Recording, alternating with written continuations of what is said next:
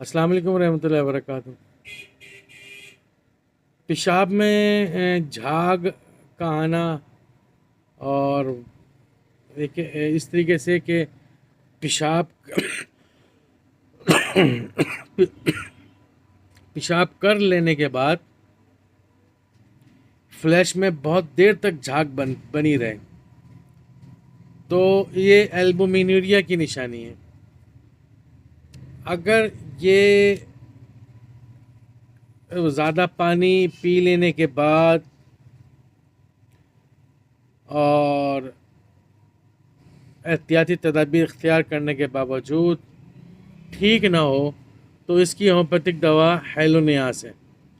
हेलोनियास एल्बुमिनूरिया की बहुत ही लाजवाब दवा है।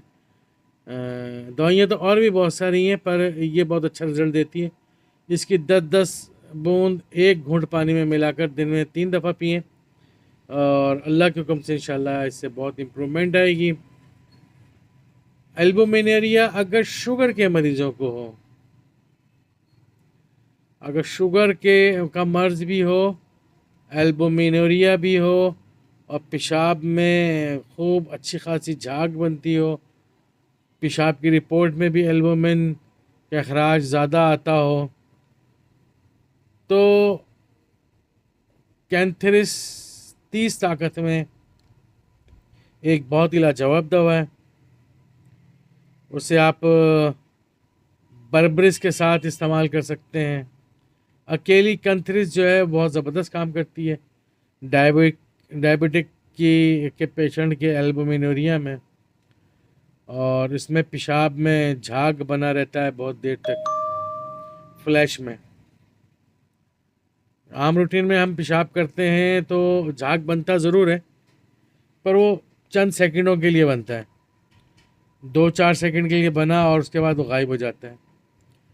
पर जहाँ किडनी प्रॉब्लम हो, गुर्दों में इन्फेक्शन वाली कंडीशन हो या CKD वाली कंडीशन हो या किडनी फेल्यूर की तरफ जा रहा हो मरीज़, तो वहाँ एल्बुमिन की जो कंडीशन होती है वो फ्लैश में बहुत देर तक रहती है।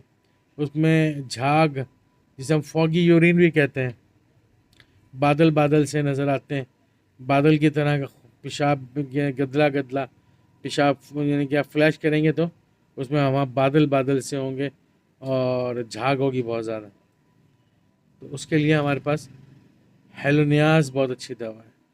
हेलोनियास मदर टिंचर में 10-10 बूंद दिन में 3 मरतबा।